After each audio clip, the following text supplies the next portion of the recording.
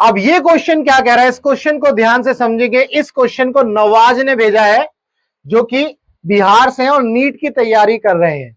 चलो भाई स्टार्ट करते हैं। क्वेश्चन क्या बोल रहा है, a parallel plate capacitor is given. आपको एक पैरेलल प्लेट कैपेसिटर दिया गया है। Choose most appropriate graph of potential of it. हमें जो है पोटेंशियल और डिस्टेंस के बीच में मोस्ट अप्रोप्रिएट ग्राफ जो है चूज करना है। चार ऑप्शन दिए, चारों ऑप्शन में से ये बताना है कौन सा सही है। इस तरह के सवाल में कुछ भी नहीं करना, कोई फॉर्मूला यूज नहीं करना है, सिर्फ आपको कॉन्सेप्ट पता होना चाहिए और आप जो है चुटकियों में इस सवाल को कर सकते हैं। कैसे करना है देखेंगे। भाई आपको ये पता है, अगर मान लो कोई पैरेलल प्लेट कैपेसिटर है, वो एयर फील्ड है, तो उसकी जो कैपेसिटेंस होती है वो सी नॉट होती है, पोटेंशियल लेट से वी होता है, और इलेक्ट्रिक फील्ड उसके अंदर ई नॉट होती है। ये आपने पढ़ा होगा। जब हम इसी पैरेलल प्लेट कैपेसिटर को किसी डाइलेक्ट्रिक मीडियम से फिल कर देते हैं, किसी डाइलेक्ट्रिक मीडियम से फिल कर देते हैं, फिल्ड विद डाइलेक्ट्रिक, लेट से वो के है, तो इसका जो सी कैपेसिटेंस आता है वो के टाइम्स ऑफ सी नॉट हो जाता है। पोटेंशियल जो है लेट से डेल्टा वी डैश, वो क्या हो जाता है, वी बाई के हो जाता है। अगर मैं इसको डेल्टा वी लिखूं तो ऐसे भी लिख सकते हो, डेल्टा वी डैश और ये डेल्टा वी डैश। ऐसे ही ई डैश जो है वो क्या हो जाता है, ई नॉट बाई के। ठीक है जी, ये आपने जो है जरूर पढ़ा होगा। यानी कि जब हम किसी भी कैपेसिटर को के अंदर डाइलेक्ट्रिक फिल कर देते हैं तो पोटेंशियल के ऊपर क्या इफेक्ट आता है, इलेक्ट्रिक फील्ड के ऊपर क्या इफेक्ट आता है, और कैपेसिटेंस के ऊपर क्या इफेक्ट आता है। आप यहां ध्यान से देखेंगे, पोटेंशियल और इलेक्ट्रिक फील्ड ये क्या करती हैं, डिक्रीज करती हैं अगर हम क्या करते हैं, डाइलेक्ट्रिक फिल करते हैं किसी भी कैपेसिटर के अंदर।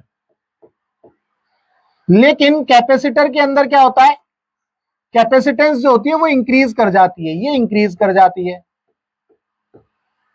तो अब आपको इस क्वेश्चन में पोटेंशियल के बीच में पूछा है रिलेशन, तो पोटेंशियल का हिसाब किताब बताना है। तो पोटेंशियल का हिसाब किताब बताएंगे तो हम यहां पर ये देखेंगे कि ये जो पोटेंशियल है डेल्टा वी से के टाइम्स डिक्रीज हो रहा है, इसका क्या मीनिंग है इसको समझ लेते हैं। लेट से हमारा जो डेल्टा वी है वो 10 है, ठीक है, और के की वैल्यू मैंने बोला जी 2 है, तो डेल्टा वी डैश कितना हो जाएगा, डेल्टा वी डैश आपको मिलेगा 10/2, इसका मतलब 5 हो जाएगा। लेट से डेल्टा वी 10 है और के की वैल्यू 2 है, तो डेल्टा वी डैश क्या हो गया, 10/2, इसका मतलब 5 आपको आंसर मिल जाएगा। इसका ये मीनिंग हुआ, अगर आप इसको ग्राफ पर बनाओगे, मान लो यहां पर 10 था, तो अगला पॉइंट कहां मिलेगा, आधे में, यानी कि यहां मिलेगा।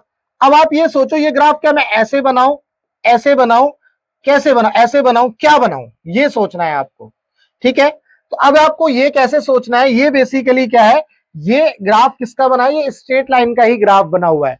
अगर आप इसको ऐसे लिखोगे, डेल्टा वी डैश, अगर आपको स्ट्रेट लाइन की इक्वेशन पता है, y is equal to m x plus c, आप इस इक्वेशन में अगर इसको देखेंगे तो ये जो 1/k है, बेसिकली 1/k क्या है, कांस्टेंट होता है। 1/k क्या है, कांस्टेंट है, और यहां पर ये डेल्टा भी आ गया, तो ये बेसिकली डिक्रीज कर रहा है। तो ये किसको फॉलो कर रहा है, ये स्ट्रेट लाइन को फॉलो कर रहा है, इक्वेशन ऑफ स्ट्रेट लाइन को ये फॉलो करता है। यहाँ डिस्टेंस के टर्म्स में हम इसको निकाल सकते हैं, बट हमें जरूरत नहीं है। मैंने बोला ना, इस सवाल को आप आराम से कर सकते हो, बस आपको कॉन्सेप्ट पता होना चाहिए। तो मैं आपको वही कॉन्सेप्ट आपको बता रहा हूं, बस आपको ये पता होना चाहिए पोटेंशियल डिक्रीज होता है। अब ये डिक्रीज देखो किस किस ग्राफ में डिक्रीज हो रहा है, ये देख लो भाई। यहां पर पोटेंशियल देखो, यहां तो डिक्रीज नहीं हो रहा है ना, जब यहां से इसके अंदर आया तो ये डिक्रीज देखो बिल्कुल 0 हो गया, फिर ये ऐसे डिक्रीज हो रहा है, ऐसे डिक्रीज नहीं होता। मतलब पहले जो है ये कर्व ऐसे जाके फिर यहाँ कांस्टेंट हो गया, इसके अंदर पोटेंशियल कभी भी कांस्टेंट नहीं होगा, तो ये वाला ग्राफ तो गलत हो गया। ऐसे इसके अंदर भी यहाँ पोटेंशियल लेट से ये वाला जो है कांस्टेंट दिखा रहा है, तो ये भी नहीं होगा। ठीक है, तो थर्ड ऑप्शन भी गया। अगर हम इसकी बात करें तो देखो यहां पर ये कांस्टेंट दिखा रहा है, तो ये ग्राफ भी गया। यहां पर देखो ये दोनों जगह कांस्टेंट दिखा रहा है, ये भी गया।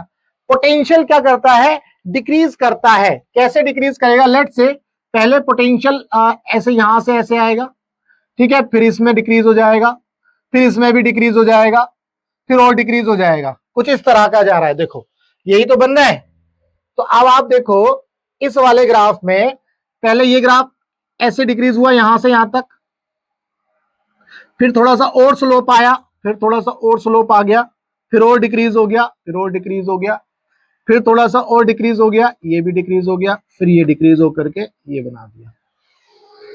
समझ गए? तो इस सवाल में बेसिकली सॉल्व करने जैसा या न्यूमेरिकल टाइप का कुछ नहीं था, बस आपको ये पता होना चाहिए पोटेंशियल डिक्रीज होता है तो स्ट्रेट लाइन बनती चली जाएंगी स्लोप के टर्म्स में, ऐसे नहीं बनेंगी स्ट्रेट बिल्कुल, क्योंकि इन सभी ग्राफ में अगर तुम देखोगे, इन सभी डायग्राम में यहां जितने भी पॉइंट्स मैंने बनाए हैं जिन पे सर्कल किया है, ये जो है ये डाइलेक्ट्रिक प्लेट्स को या डाइलेक्ट्रिक जो मीडियम है उसको, उसकी थिकनेस को रिप्रेजेंट कर रहे हैं।